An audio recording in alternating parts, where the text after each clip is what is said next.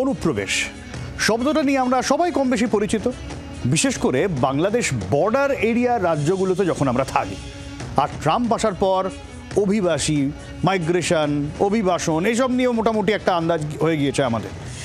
এই দুটো জিনিস নিয়ে ক্ষমতা আসার পর কিন্তু বেজায় কড়াকড়ি শুরু করেছেন মার্কিন প্রেসিডেন্ট, ভারতও শুরু করেছে। তবে এবার আইন এনে একেবারে টুটি চিপে ধরতে চাইছে মোদী সরকার। লোকসভায় পেশ হলো অভিবাসন বিদেশি বিল 2025। ইউনূসের পাল্টে যাওয়া বাংলাদেশের কথা মাথায় রেখেই কি কড়াকড়ি আরও বাড়বে, উঠছে প্রশ্ন।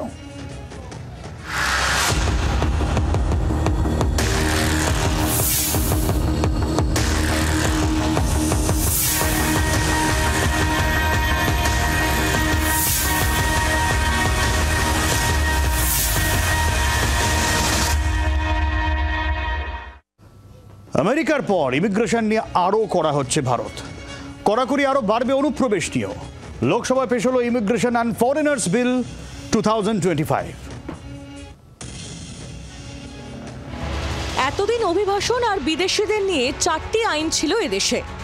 বিদেশি আইন 1946, পাসপোর্ট আইন 1920, বিদেশিদের নিবন্ধন আইন 1939, অভিবাসন আইন 2000। বিশ্বযুদ্ধের আমলে 3টি আইন। পরিবর্তিত সময়ে যা পাল্টানো উচিত ছিল বলে মনে করছে মোদী সরকার। এই 4খানা আইন একসঙ্গে করেই লোকসভায় পেশ হলো ইমিগ্রেশন অ্যান্ড ফরেনার্স বিল 2025।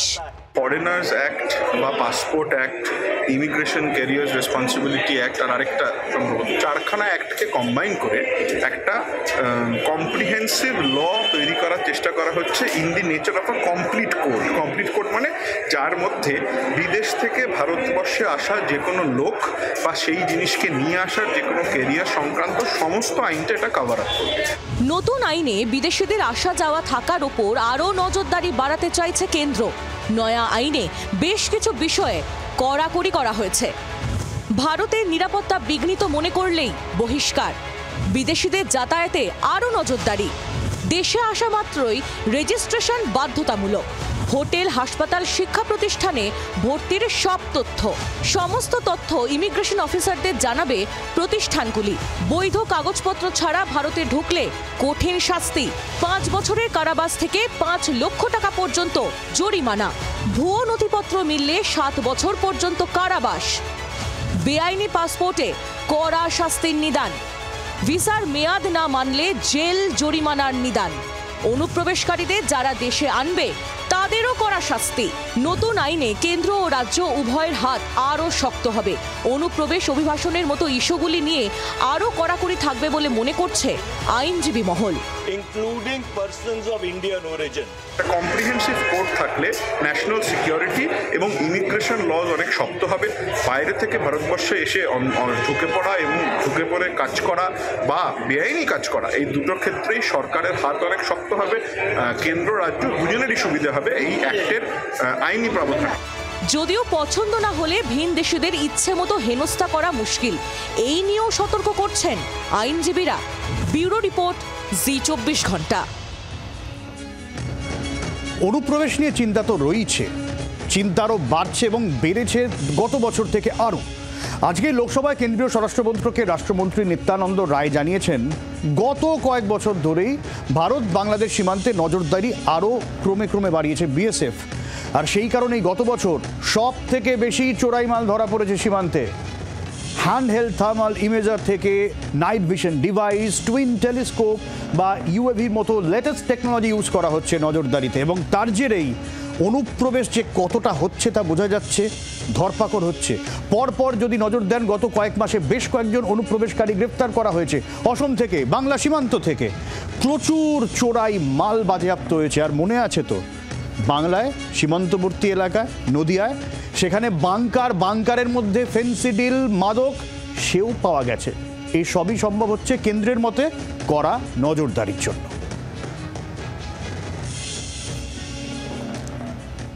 আর এই ইমিগ্রেশন বা অনুপ্রবেশ নিয়ে কিন্তু কড়াকড়ি আরও হবে। নতুন আইন সামনে আনা হচ্ছে, কারণ অবৈধ বাংলাদেশি রোহিঙ্গারা এদেশে রয়েছে, এমনটাই গেরুয়া শিবিরের তরফ থেকে বারবার অভিযোগ করা হচ্ছে। ফলে প্রশ্ন হচ্ছে তাদের খুঁজে বের করাই কি লক্ষ্য? দেশে, এ রাজ্যে অনেক বাংলাদেশি ভুয়ো নথি বানিয়ে থেকে যাচ্ছেন। কিছুক্ষণ বাদে সেই খবরও আপনাদের দেব। স্কুলে পড়াশোনা করেছেন, চিকিৎসা করিয়েছেন, এরকম অনেক নজির আছে। আর এমনিতেই বাংলাদেশ থেকে প্রচুর মানুষ এখানে চিকিৎসা করতে আসেন, কিন্তু এরকম অভিযোগ উঠছে ভিসা নিয়ে এখানে এলেন, ভিসার মেয়াদ শেষ হওয়ার পরেও থেকে গেলেন। এরকম তো গত কয়েক মাসে প্রচুর ঘটনা সামনে এসেছে। নয়া আইনে এই সমস্ত কিছুর ওপর নজরদারি আরও বাড়বে, এমনটাই বলছেন বিশেষজ্ঞরা। প্রত্যেক বছরই বাংলাদেশ থেকে অনেকেই আসেন এদেশে চিকিৎসা করাতে। কলকাতাতে অনেক হাসপাতালেই এই যাতায়াত নিয়মিত। সম্প্রতি ভিসা নিয়ে কড়াকড়ি করেছে ভারত সরকার। এই আবহে সব ক্ষেত্রে নজরদারি বাড়ানোর কথা বলা হয়েছে নতুন অভিবাসন ও বিদেশি বিলে। সমস্ত শিক্ষা প্রতিষ্ঠান, হসপিটাল এবং নার্সিংহোম এগুলোকে রিপোর্ট করতে হবে। এখন এই বিলটা পাস হয়ে গেলে তাদেরকে রিপোর্ট করতে হবে তাদের ওখানে কী রোগী ভর্তি হলো, সেই সমস্ত ডিটেলস। যারা বৈদেশিক নাগরিক সমস্ত ধরনের যারা ভর্তি হচ্ছে তাদের ডকুমেন্টস দেখে রিপোর্ট করতে হবে। গত কয়েকদিনে রাজ্যের বিভিন্ন জায়গায় ফেক পাসপোর্টের রমরমা সামনে এসেছে। এই ভুয়ো পাসপোর্ট নথির ক্ষেত্রে আরও কড়াকড়ি থাকছে নতুন আইনে। যারা বিদেশি নাগরিক যার নথিপত্র ব্যবহার করে এই সমস্ত কাজকর্মগুলো করবেন, তারা 2 থেকে 7 বছর পর্যন্ত জেল তাদের হতে পারে এবং তার সঙ্গে তাদের ফাইন হতে পারে 1 লাখ থেকে 10 লাখ টাকা পর্যন্ত। বাংলাদেশে সাম্প্রতিক অশান্তির জেরে সীমান্তে অনুপ্রবেশের চেষ্টা অনেকটাই বেড়েছে। অসম, বাংলা সহ একাধিক রাজ্যে জঙ্গি সক্রিয়তার খবরও সামনে এসেছে। এই আবহে নতুন বিলকে হাতিয়ার করে অনুপ্রবেশকারী ও বেআইনিভাবে থাকা বাংলাদেশিদের বিরুদ্ধে আরও জোরদার অভিযান চাইছে স্বরাষ্ট্র মন্ত্রক। ব্যুরো রিপোর্ট, জি24 ঘন্টা। তবে বিল পেশ হওয়ার সঙ্গে সঙ্গে কিন্তু বিরোধিতাও এসেছে বিরোধীদের তরফ থেকে। তৃণমূল কংগ্রেসের তরফ থেকে বিরোধিতা এসেছে, কংগ্রেসের তরফ থেকে বিরোধিতা এসেছে। শিক্ষা প্রতিষ্ঠান, হাসপাতালগুলিতে বিদেশিদের ভর্তি, তা নিয়ে নজরদারি, ইমিগ্রেশন অফিসে জানানো, এই কড়াকড়ি নিয়ে আপত্তি তুলেছেন বিরোধীরা। যেমন তৃণমূল সাংসদ সৌগত রায় বলছেন এতে তো মেধা সত্ত্বে ধাক্কা খেতেই পারে। কি বলছেন শোনাই আপনাদের। I object to the new laws especially with regard to obligation of universities as well as hospital, nursing home or any other medical institutes admitting any foreigner. This will restrict inflow of talent and know-how in the country in the fields of academic and medical science.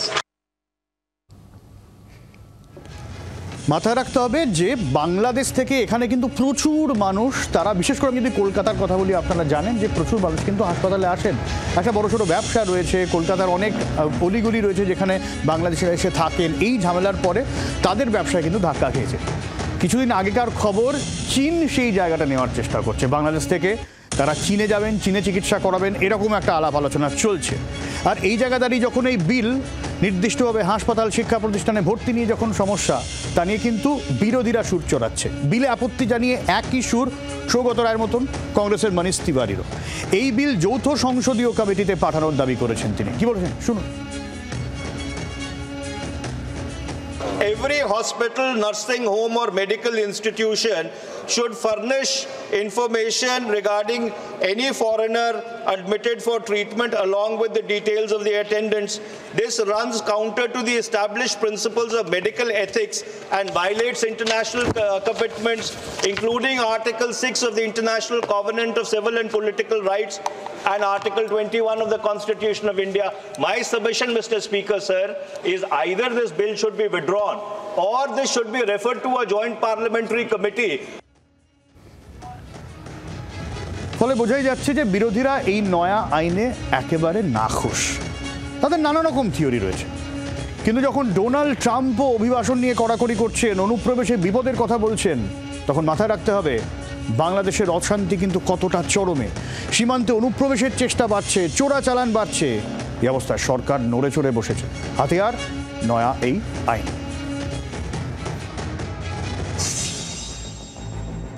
British আমলের পুরনো 4টি আইন বাতিল করে নতুন অভিবাসন আইন আনতে চলেছে সরকার।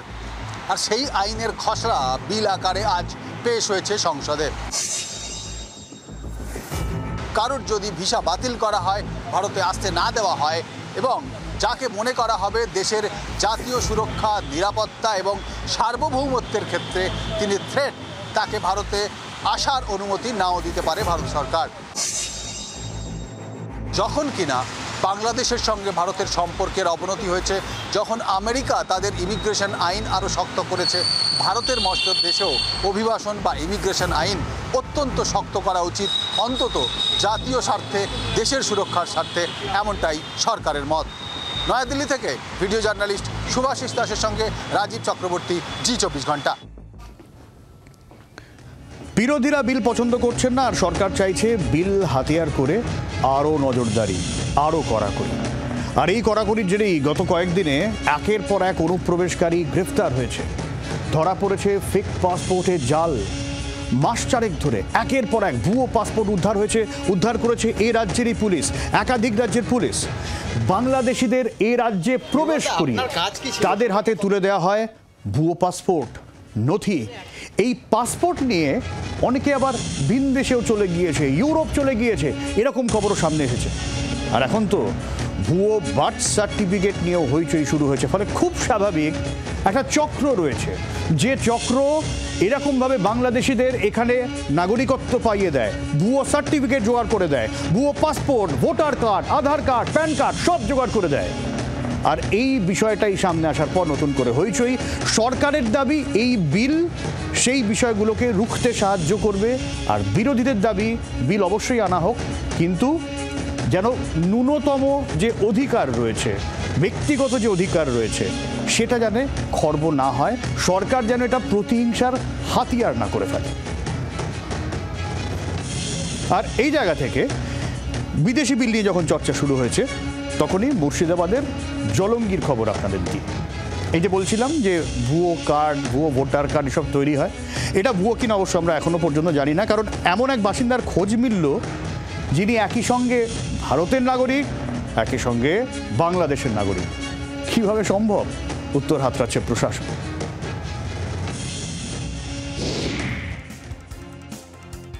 বকুল আহমেদ মণ্ডল মুর্শিদাবাদের জলঙ্গির ঘোষপাড়ার বাসিন্দা। একই সঙ্গে বকুল আবার বাংলাদেশের ঢাকার টুঙ্গি এলাকারও বাসিন্দা। বকুল এখানকারও ভোটার, ওখানকারও ভোটার।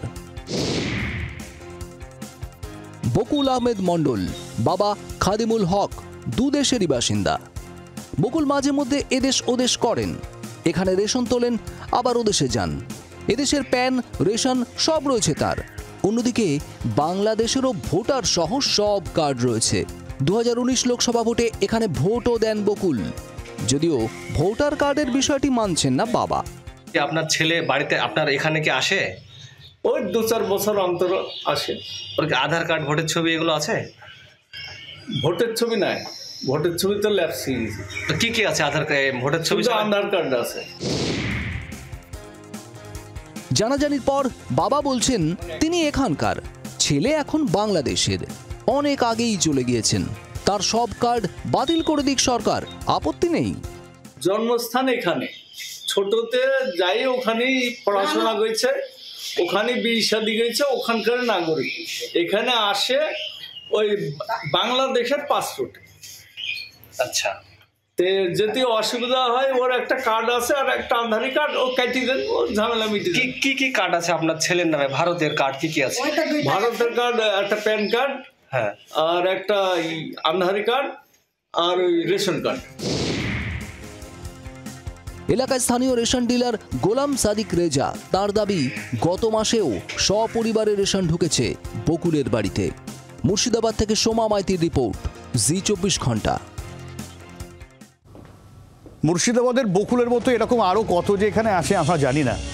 আর বাংলাদেশে অশান্তির আবহে এই প্রবণতা আরও বাড়ছে বলে মনে করছেন এক্সপার্টরা। কি চলছে বলুন তো বাংলাদেশে? চুরি, ছিনতাই, ডাকাতি, খুন, সংখ্যালঘুদের ওপর অত্যাচার লাগাতার চলছে দেশ জুড়ে। নিরাপত্তা উপদেষ্টার পদত্যাগের দাবি পর্যন্ত উঠেছে। পুলিশ প্রশাসন কার্যত ফেল। এই অবস্থায় অসুস্থ দেশ থেকে পালিয়ে আসার প্রবণতা যেমন বেড়েছে, তেমনি ও দেশের অসুস্থ এলিমেন্টদের এপারে এসে গন্ডগোল পাকানোর পরিকল্পনাও কিন্তু সামনে এসেছে। ফলে নিরাপত্তা কড়াকড়ি করতে হচ্ছে স্বরাষ্ট্র মন্ত্রককে।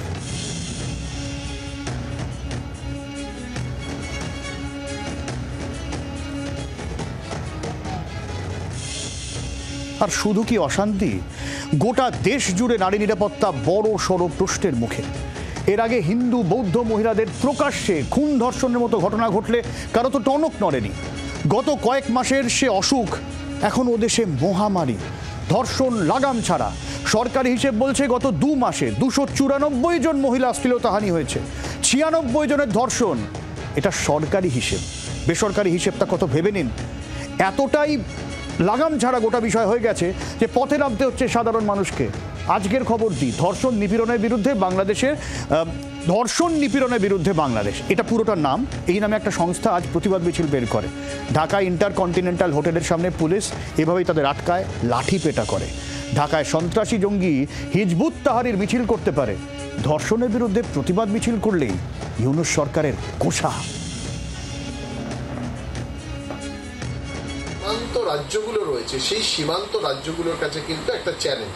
সেই জন্য সীমান্তের রাজ্য এবং কেন্দ্রীয় সরকার একসঙ্গে যদি অনুপ্রবেশ রুখতে না পারে, তাহলে এই আইন কার্যকর করে ভারতবর্ষের কোনো লাভ হবে না।